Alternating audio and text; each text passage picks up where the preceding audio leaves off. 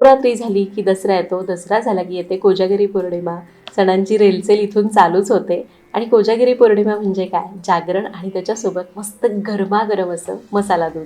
दिसायला सुंदर दिसतंय ना. आणि या दुधासाठी आपण मसाला शक्यतो बाजारातून आणतो, पण आज आपण घरच्या घरी दुधाचा मसाला करणार आहोत. त्यापासून मसाला दूध कसं करायचं ते सुद्धा बघायचं. तर इथं मी 1 लिटर फुल क्रीम दूध घेतलं, जे फार आटवावं लागत नाही. गाईचं दूध घेतलं तर जास्त आटवावं लागतं. 1 लिटर दूध घेतलं आहे. फक्त दुधाचं पॅकेट फाडताना जो दुधाच्या पिशवीचा कोपरा पूर्ण कापू नका, कारण ते मायक्रोप्लास्टिक असतं ना, ते विघटन होत नाही आणि त्यामुळं पर्यावरणासाठी हानिकारक आहे. मी पण शक्य होईल तेव्हा तेव्हा हे लक्षात ठेवते, कधी कधी मीही विसरते. दूध आपण उकळायला ठेवलं आहे. दूध एकीकडे उकळत आहे, तोपर्यंत आपण दुधाचा मसाला करू. जाड तळाची कढई तापायला ठेवली आहे. आता इथं मी घेते 10 ते 12 काजू आणि 10 ते 12 बदाम. तर आपण हे जे प्रमाण घेतोय मसाल्याचं, तेवढ्या प्रमाणात साधारण 3 लिटर दुधाला पुरेल एवढा मसाला तयार होतो. म्हणजे जर तुम्हाला विक्रीसाठी करायचा आहे तर प्रमाण किती घ्यायचं, वाढवून घेतलं तर किती प्रमाणात तयार होईल याचा एक अंदाज सांगते.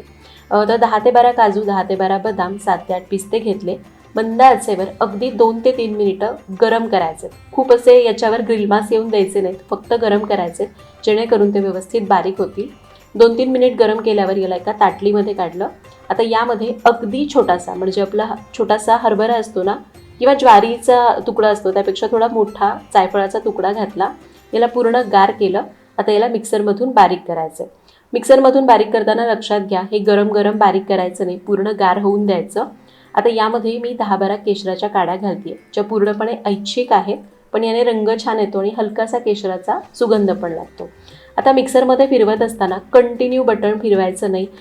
पल्स मोडवर 2-2 सेकंड याला फिरवायचं, कारण काजू बदाम याच्यामध्ये स्वतःचं तेल असतं ना, जास्त वेळ फिरवलं तर ते तेल सुटतं आणि त्यामुळे हे चिकट होऊ शकतं. थोडंसं फिरवलं, मिक्स करून घेतलं आणि पुन्हा याला असं वाटून घेतलं. अगदी पावडर केलेली नाही आहे. आपला जाडा रवा कसा असतो त्यापेक्षा थोडंसं मोठं टेक्स्चर ठेवलं आहे. आता याला मी एका काचेच्या बरणीमध्ये काढून घेते, किंवा तुम्ही कुठलंही स्वच्छ कोरडं भांडं घ्या, कुठेही पाण्याचा हात लागून देऊ नका. आता यामध्ये घालायची अर्धा ते पाऊण टीस्पून वेलची पावडर, ज्यामुळं खरं तर दुधाला फ्लेवर छान येणार आहे. आणि बाजारामध्ये जो मसाला असतो ना, तो घातल्यावर दुधाला दाटसरपणा येतो. तर त्यासाठी बाजारामधल्या मसाल्यामध्ये वापरली जाते ती दूध पावडर. तर आपण एवढं प्रमाण घेतलं आहे, त्याच्यासाठी 2.5 टेबलस्पून दूध पावडर घातली. तुम्ही अजून थोडीशी वाढवली तरीही चालेल. याला आता चांगलं मिक्स करूयात. तर बाजारातल्या मसाल्यामध्ये दूध पावडर मिसळलेली असते, त्यामुळे दुधाला पटकन दाटसरपणा येतो. तर आपला हा मसाला तयार झालेला आहे. हा एकदा करून ठेवला की 2 महिने टिकतो, महिनाभर बाहेर टिकतो आणि उरलेले दिवस तुम्ही फ्रीजमध्ये ठेवू शकता. मसाला तयार झाला आहे. दुसरीकडे दुधाला चांगली उकळी येऊन हे 2 मिनटं मंद आचेवर उकळलं आहे. आता फक्त काय करू, याला तळापासून ढवळून घेऊयात, कडेची साय मोडून घेऊ. 2 मिनटं दूध चांगलं उकळलं आहे. आता यामध्ये आपल्याला घालायची आहे हळद. अर्धा चमचा हळद घातली. आता थंडीचे दिवस आहेत, हळद घातली तर रंगही छान येईल आणि घशासाठीही चांगलं आहे. 1 वाटी म्हणजे साधारण 100 ग्रॅम साखर घातली. तुम्ही साखर आवडीप्रमाणे कमी जास्त करू शकता. साखर याच्यामध्ये चांगली विरघळून द्यायची आहे. साखर विरघळली की काय होतं, साखरेचं पाणी होतं आणि दूध परत पातळ होतं. त्यामुळे हे दूध थोडंसं आता पातळ झालेलं आहे. याला पुन्हा 2 मिनटं आटवून घ्यायचं आहे आणि मग यामध्ये घालायचा आहे मसाला. तर साधारण आपण 1 लिटर दूध घेतलं आहे, त्यासाठी मी 3 टेबलस्पून मसाला घालते आहे. तुम्ही अजून थोडासा घातला तरी पण चालेल, तुम्हाला जर अजून दाटसरपणा पाहिजे तर. मसाला घातला, याला मंद आचेवर पुन्हा 3 ते 4 मिनिटं उकळून घ्यायचं आहे. हे दूध खूप घट्ट करायचं नाही रबडीप्रमाणे. हे दूध थोडंसं दाटसर असतं, खूप जास्त पातळ नाही किंवा खूप घट्ट नसतं. आता मसाला दूध तर तयार होतं आहे, पण आपण मसाला मिक्सरला फिरवला आहे. दाताखाली असे सुक्या मेव्याचे काप आल्यावर छान लागतात ना, म्हणून मी 2 काजू, 2 बदाम आणि 2 पिस्ते असे कापून घेतलेले आहेत. तुम्हाला हे नाही घालायचे तरी पण चालतील, पण दाताखाली छान वाटतात.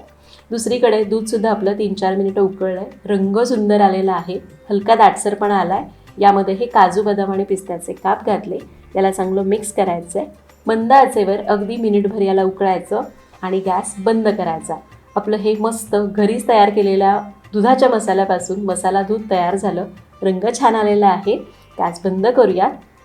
जर तुम्हाला हे दूध असं गरम गरम प्यायचं आहे तर गरम गरमसुद्धा पिऊ शकता, पण तुम्हाला गरम नको आहे तर तुम्ही हे दूध थोडंसं बाहेरच कोमट होऊ द्या आणि मग फ्रीजमध्ये सेट करून त्याला पिऊ शकता. पण आता थंडीचे दिवस आहेत, हे दूध गरम गरम पिण्यातच मजा आहे, कारण आपण याच्यामध्ये हळद घातली आहे. गरम गरम हळद घातलेलं दूध घशाला किती छान लागतं माहिती आहे का. थोडंसं केशर घातलं आहे आणि मुलांना कळतही नाही बरं का की यामध्ये आपण हळद घातलेली आहे. माझ्याही पहिल्यापासून हळद घालते, आणि त्यामुळे रंगही छान येतो, घशाला आराम मिळतो. तुम्ही सुद्धा ही रेसिपी करून बघा. व्हिडिओ आवडला असेल तर लाईक करा. Bye bye.